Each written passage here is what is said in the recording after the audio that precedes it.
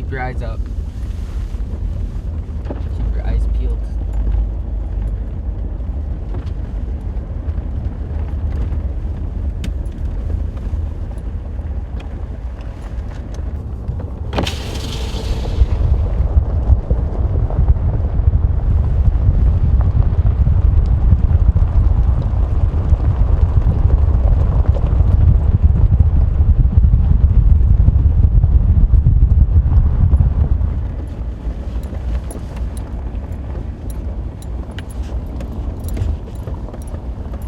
Chased a buck up on that hill last time. I chased him and I followed him all the way back right here. And I shot him when I right on this little hill right here. I shot the one. The gut should be right there somewhere. Somebody came and took him, or a bear came and took him. There's lots of bears around here too.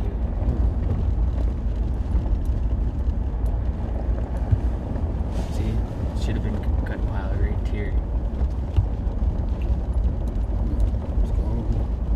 Sir.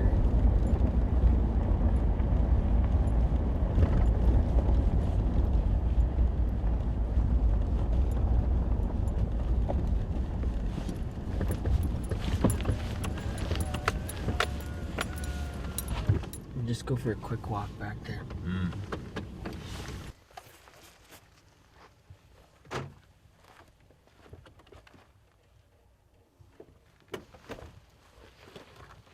I just locked the keys in there. Oh, just kidding.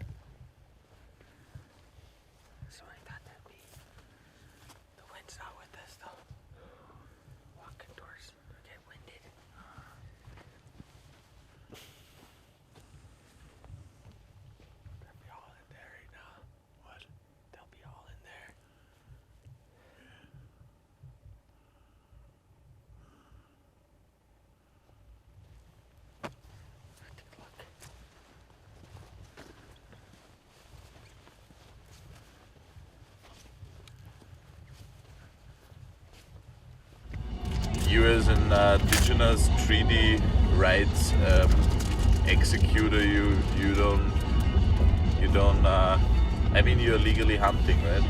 Without permit as well. Yeah, it's legal. Yeah. Wow. So they can't do nothing about it, actually. No. One of my buddies was said he was hunting on a national park. Yeah. He didn't know it was one of those game reserve parks. He shot it. Where in here? Yeah, over by Catamount. It's just a little town that way, about an hour, maybe 45 minutes. But anyway, he went that way and he shot himself an elk, and he had it all on the truck and everything. And, they pulled up and they tried to take his gun and everything, and all he had to do is show his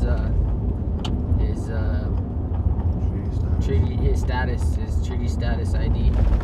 And then it was all good again? Yeah, well, no, he still got a fine for hunting on a game reserve. Yeah. So he got like a $300 fine, but he got to keep his animal, he got to keep his guns. It was good. Yeah. If it's an unregistered, if it's a long rifle, they can't take it away. Now, if it's a short barrel or something like that, yeah, they could possibly take it away, because I think that requires the license to have a barrel under a certain length. Right. But as long as you have your status card, they can't take it away. So Because that's your livelihood. That's how you sustain your food source. Your sustenance hunting. And it's part of your treaty rights. You're allowed to have your work rifle.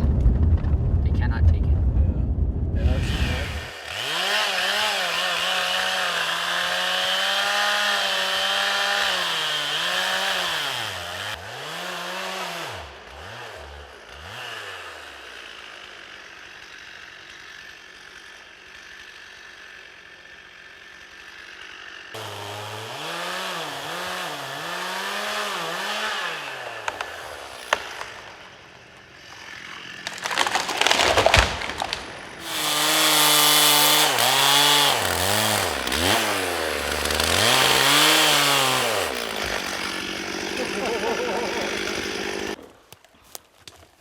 It's all about leverage and balance.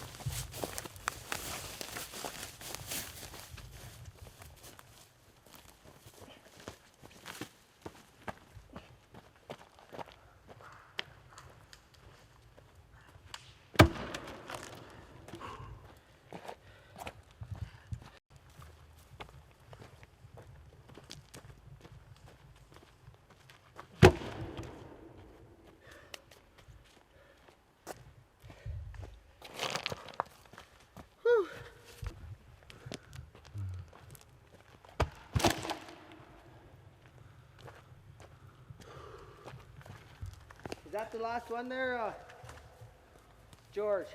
There's another one over there. One more, two more with this one. Okay. This one and another one. Okay. That's a big one you got there. Yeah.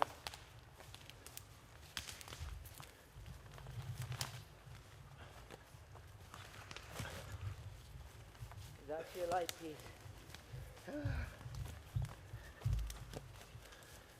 I think that's good enough. That should fill up the truck.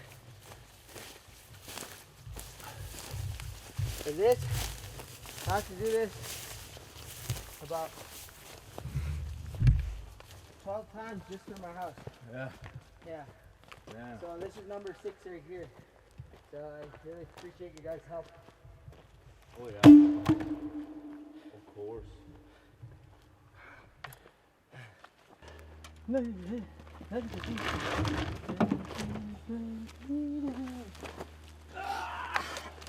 in the bank. This was good. Look at me.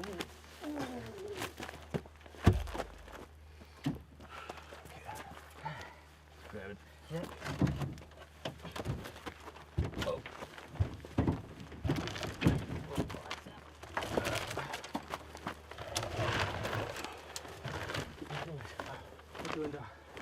That's good. Ah, good. You might hit the window. Good guess. You know what? That's good enough. Yep.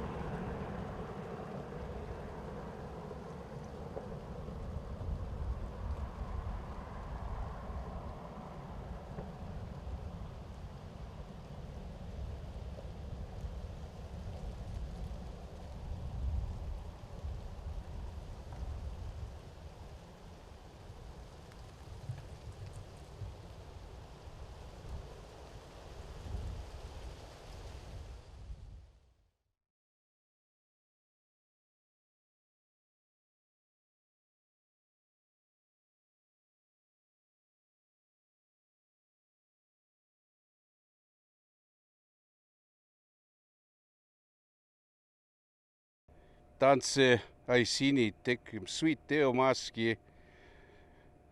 Ladies and gentlemen and people from around the world, how are you? Tanse. I know it's it's just a beautiful day out here.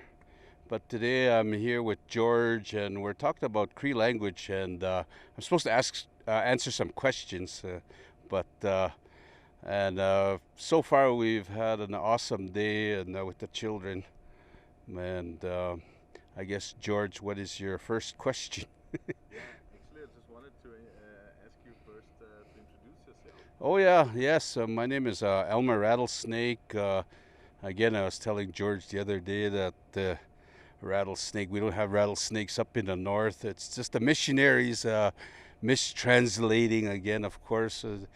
It sounds like a rattlesnake, but it is actually, we honor different sounds, the sound of the wind, or the shaking of the rattle, or the ringing, or the music, the whistles. We identify sound, and they thought the rattle sound was a rattlesnake, and I guess that's how they got our last name. And but my Cree name is Nana Deo. When it gets really warm, you see a heat wave just above the ground.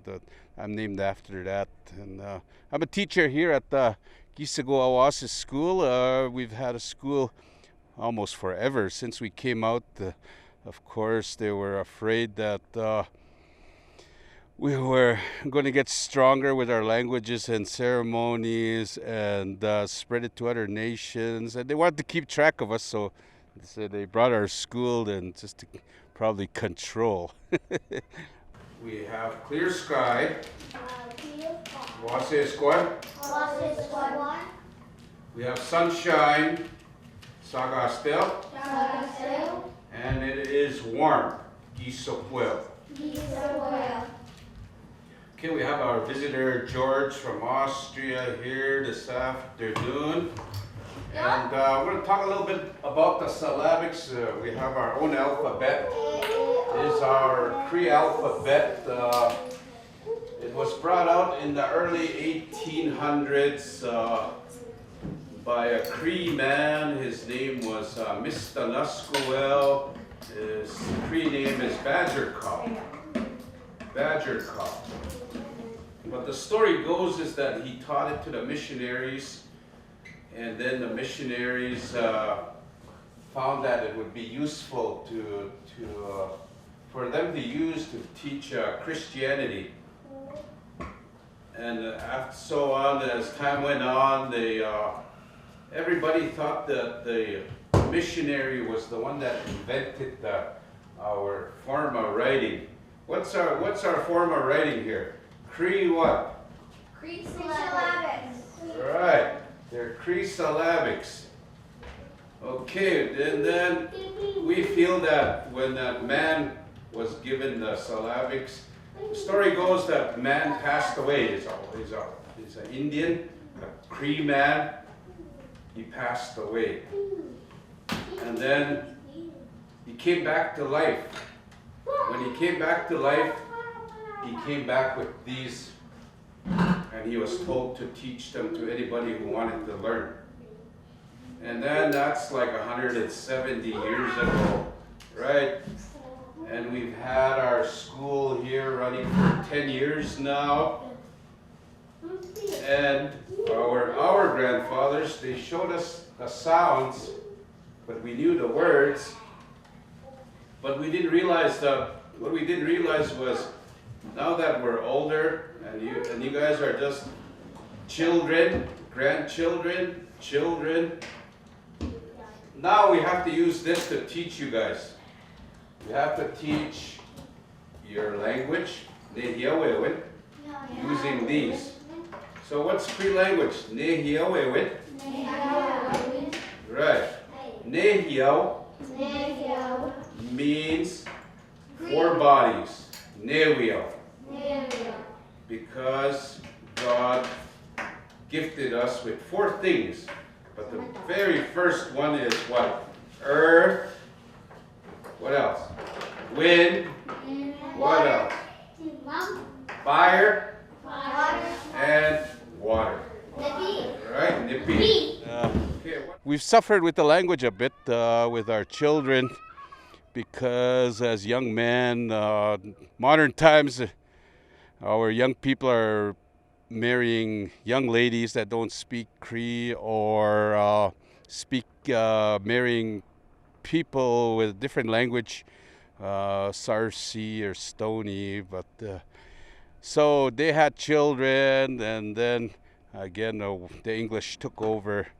Now we're bringing back our language even stronger, even better, and with literacy with the syllabics, and we are going to be able to record and have resources for our language, build a curriculum for all the children, not only here. Hopefully we can start something with the curriculum so everybody can learn all the same language. The dialect will be a little different, but we are Plains Cree, and we're out here in the mountains, and we brought the Plains Cree language out to the mountains. What I like to say is that if we get all our children talking again, and it will become the Mountain Cree.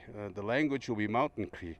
So that's, well, my goals are to have the children speak Cree, because the most important thing in life is to make connection with the Creator, with your language, and the children could, again, speak for themselves, talk to the Creator, ask for what our ancestors always asked for, life. So with the language, we'll have a better chance of survival if everybody speaks the native language, the Cree language, or whatever indigenous language is out there. So good luck to everyone, and all your other teachers, indigenous language teachers. Keep it up. Again, you got to make connection with the Creator in your own language. Thank you. People come here and they think, oh God, where's all the teepees? Where's the bridge cloths? Where's the moxies? Where's the feathers? You know, that's so that they still teach that concept in schools.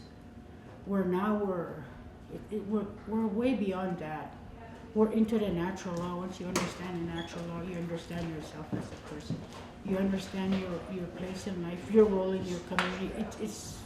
It's deep, and yet it's very simple. Sometimes, more often than not, teaching the Cree language falls on a school system.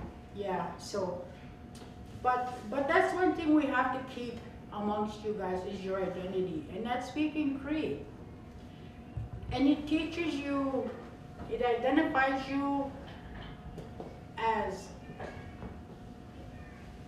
a person of who you are. It teaches you your place in a community. It's more than a word, right? It's a language. You understand the language. You don't use word for word. It's got to be the whole thing. And that brings you to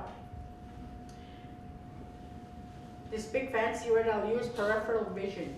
So the more you understand of a language, Cree, English, whatever, the more you have this peripheral vision where you can see without seeing anything, you know what's happening here. Your eyes can go all around, and then you can see what's happening over here too. It's an awareness of your community, of your space, of you. So that if you have all these, if you have the language, the understanding, the comprehension, the peripheral vision, and the awareness, well, you know, the language does teach you to be a human being. And that's the important thing. And all these things, you'll become an awesome human being.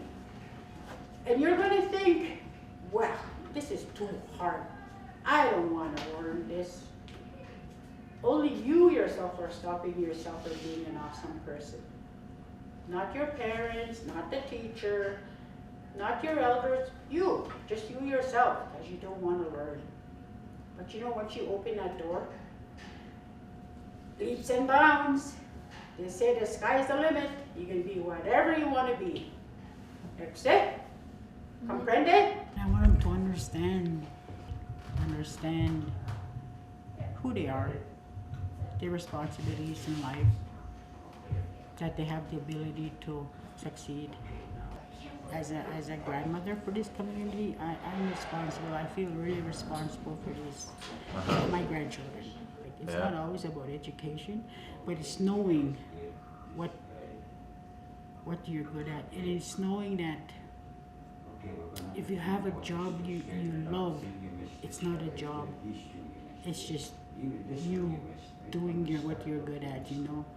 So I love teaching. To me, it's not a job. I just love coming here every morning, interacting with my grandchildren. You know, it's great. I just love it. It's really a great life. I love it here. And the kids still have chores. Go home after school, they have to do their wood holiday. There's a creek up there, they have no water, you know. And my kids were growing up, I used to say, no wood, no water, no supper. So every day after school, there's wood, there's water, and they'll say, Mom, cook supper. Okay, you know, it was ideal. The balance, you know. How old is this deer? You mean how old was it when I shot it? Or how old is the deer meat itself? Like, how long ago did I hang it? Both questions. Okay, so I think it's like a yearling deer because must have been only a year old because it was pretty small. Yeah, I could have threw it over my shoulder. And the it's been hanging. This is the third day, I think. We went out on Monday. Got these on Monday. It's Wednesday today. Yeah, second day. Okay. And how much longer will they hang here? I think till tomorrow. I just like to bleed them. I like to let the blood come out. And I like it to cure. I like my meat to get a little cured. So it's important. Because everybody else, they just take it right off the bone and then they throw it on it. They throw it into the freezer. Or they throw it onto the stove or something, and you just taste all the blood. And that's that real gamey venison taste. You know that gamey taste. This meat doesn't even taste like that. Really? Okay, just because it's stored longer. Yeah. And do you keep the supply steady of game meat? I try. But like I said, I'm a lazy guy. Yeah. Yeah, it takes like not it. The only reason why I went out so many times up until I got this puppy was because my wife was, you know, she can't eat the beef right now. Okay. Yeah. She really just cannot eat the beef. She just gets sick from it, right? Yeah, she just hates it. She just hates that processed meat, and she can't take it when she's pregnant. So pregnant lady needs to have what she needs, and that's good. She needs wild meat. So I went out 3-4 days in a row until I got it. And where's the rest of this animal? Well, this deer. Like there's some back straps right there. These are like the how would you say, the tenderloin? Right there. That'd be a tenderloin. Goes along yeah, right along the back. There's the hides right there. Oh yeah, you make use of this as well? Yeah, some people do. I don't, but my mom does. My brother up the hill there, Curtis, does. And what about trophies? Do you hunt trophies as well? If you come alongside, they're more of a bonus. Yeah. The trophy's more of a bonus. You don't want to. Yeah, we don't really it's just, I don't know. It's not a focus. Yeah, it's not a focus. You keep them if you have a nice rack. And otherwise, you just dispose. You usually put the heads away and stuff like that, so I put them off to the side sometimes. Yeah. No, I don't use measurements. I just eyeball it.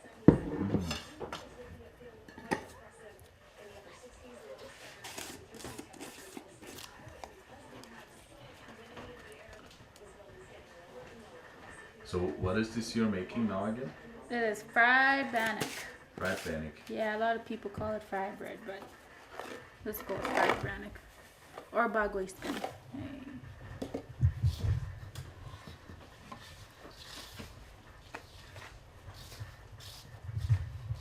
And what's the speciality of this thing? Has it been around for long? As far as Since I the can. Irish brought it over. Yeah. Since the Irish brought it Yeah, that's where Bannockburn. Yeah.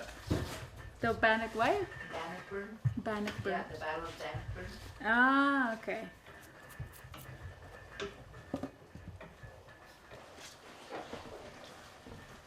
And you said you've been living here all your life, right? Yep. 33 And- years. What's that? 33 years. 33 years. Yep. And you've never moved, right? Well, I did one 1 year. Mm-hmm. I went out to find work so that I could support my mom and dad while they were here, because it was hard times at that time. So I moved out with my cousin and I found a job, and every time I had a paycheck I'd send it home to them Yeah. so that they could use. I'd maybe keep like $100, Oh yeah. but I'd send the rest home. Or I'd just buy them groceries and send them home with somebody, or... And what kind of changes have you recognized now throughout your lifetime in this community, in this camp? And what stayed the same? Maybe more interesting to ask. What stayed the same? Well, the community's still the same, you know, like when it comes to ceremonies and all that stuff, everybody comes together and does their role and, Mm-hmm. you know, try to do what we're still here for, which is ceremonies. Yeah. Yeah. But I could tell you this much, that I had the best childhood Yeah. here growing up. It was the best. You could just run around, you know, Yeah. run around in a bush and not have to worry about anything. Yeah. Just run and play and Wow. yeah. Well, and the kids nowadays, like with all the technology they have, it's hard to see them not doing what I did. Yeah. Yeah. You know, because it was a daily thing. We're out every day, playing whatever, doing whatever, and then the kids nowadays, there's all that technology and Yeah. but you know, still the best place to raise kids. Still the best place to raise kids. Why is that? That is- Because it's safe. It's a safe environment. You know, you don't have to really worry about them. Mhm. He's a pretty good guy. Oh yeah. Yeah, yeah.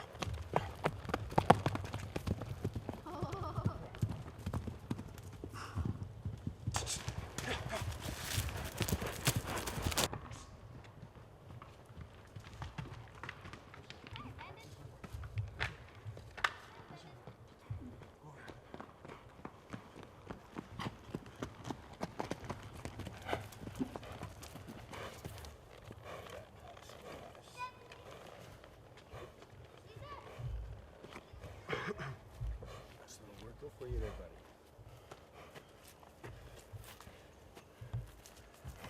Well, I wish we could do that kind of stuff here. Gardening. Mhm. It's just the mountains. Short. Yeah, our summer and our spring are really short. Yeah. Yep. It's just short growing. And how do you get your vitamins then? Well, got the wild meat. Yeah. Yeah. It's definitely healthier in many ways than the domesticated stuff you buy Oh, in the yeah. supermarket. That's for sure. I can't believe how much I can't eat. You know, the beef. It's just, I don't know what it is. But you never got exposed too much to it, or? No, I did grow up with a lot of fish. Fish. Yeah, a lot of the rainbow trout. Yeah. Yeah, there was one winter where that's all we ate because, you know, there was game was pretty scarce that winter, and my brother would just go out fishing almost every day, and he'd come back, and that's what we ate for about a whole winter, was just fish every day. Wow. Yeah. And it would be your brother who would sustain the family with fish? Yeah. Or was it, were there many involved in this? Oh yeah, activities? there'd be a group of them, but my brother would be the one that would bring it back to our house to eat Oh, yeah. and cook and yeah. What about wild plants? Do you have any wild plants you can fetch in the forest? Yeah. Yeah? There's some wild onions out in the bush. There's wild berries. We get a lot of wild strawberries, wild raspberries, blueberries, huckleberries. Yeah. Yeah, we got some raspberries just growing in the back here. They were. They I don't were. know about it anymore. I think after that big snow, I think all the berries are Gone for this season. Yeah. We get a lot of bears. A lot of bears, yeah. Oh yeah, especially in my yard, it's crazy. Like this one, it's a bathroom story, but I went out to he just killed a deer, and it was like, how many months we haven't had wild meat. He finally got a deer, and he hung it in one of the sheds. And then they kept saying, there's a bear around, and didn't think too much of it. And I went out to use the washroom one night, and I had my head down with my flashlight, and then one of the dogs was beside me, and it kept barking. I'm like, get out of here, go over there.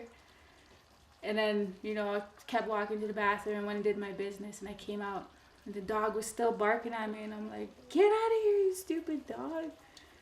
And then I look up with my flashlight, and I turn this way, and then there's a bear sitting right there, and I'm like, oh my God. So I just kind of walk a little fast, don't run.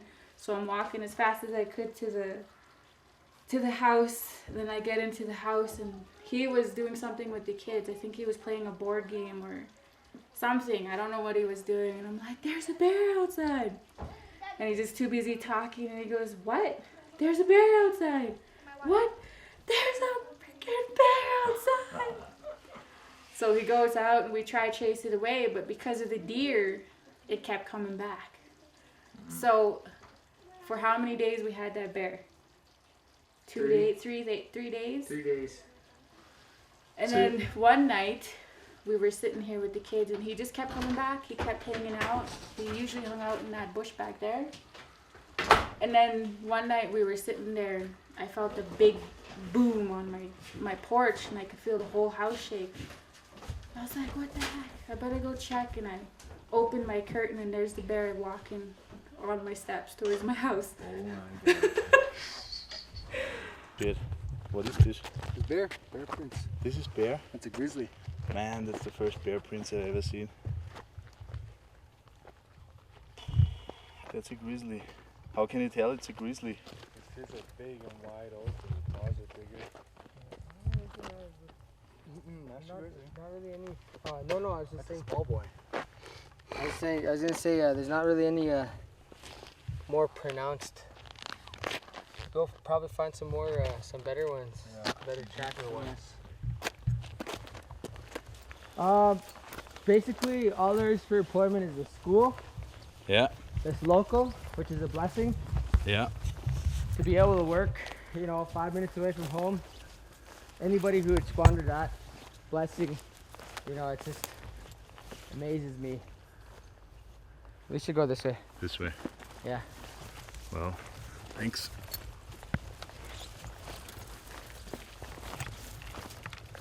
Yeah, there's a school, which is, where you want to work. You want to work at the school. Yeah. But if you have to, you could go get a job with the mine. Mm-hmm. Be a driver. One of the big trucks. Yeah. And then there's also if you have to go somewhere else, there's people that work at camps around here. Like some of the ladies will go work at the camps. There's like cooks and other stuff, cleaners. Oh, okay. Yeah. So there's you mean the mining camps? Yeah. And the logging camps, or? Yeah. Yeah. I mean, if you go out hunting and looking for it, you'll find it. If you're serious about wanting to work and have income, then yeah. Other than that, a lot of people just survive off of their family allowance. Ah, yeah. Yeah. That's it. Stay on the trail. But is it kind of, do people have a problem working at mining or forestry? Is it contradicting values?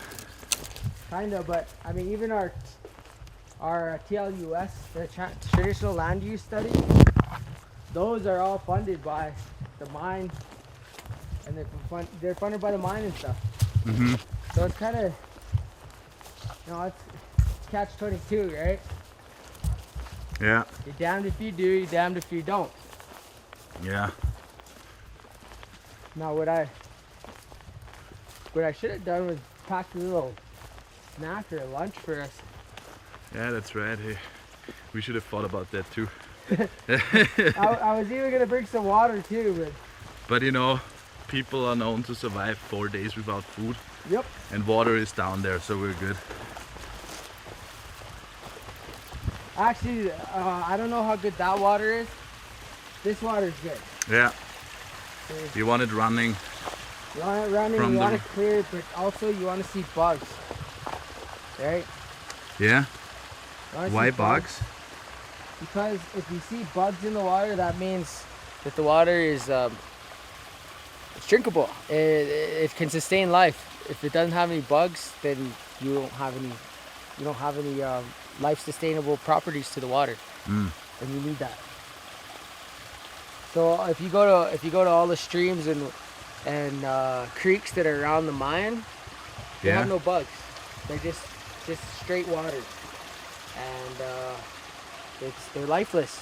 There's nothing in there. You can't drink it. You can't drink the water. That'll kill you. And what is the main reason why you wanted to move back out here? I came with my dad Oh yeah. when I was younger, and I had different values back then. Okay. I saw myself,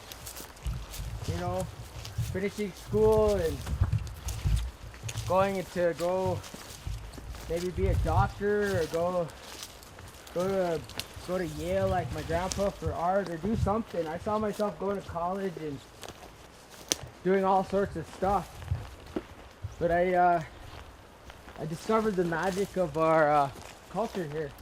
Yeah. And I witnessed, miracles. Well, what we would call miracles, they call natural law. Mm-hmm. And I witnessed how awesome and just the raw, I don't know how to say that, the raw connection between the land and the ceremonies and these people. Yeah. And I kind of just I don't know, I found, I guess you could say, I didn't find God, I found the Creator, you know what I mean? Yeah. So it totally changed my whole point of view on life. And I really converted to I converted to the lifestyle because I found something that gave me purpose. Yeah. And it gave me identity. Yeah. Yeah.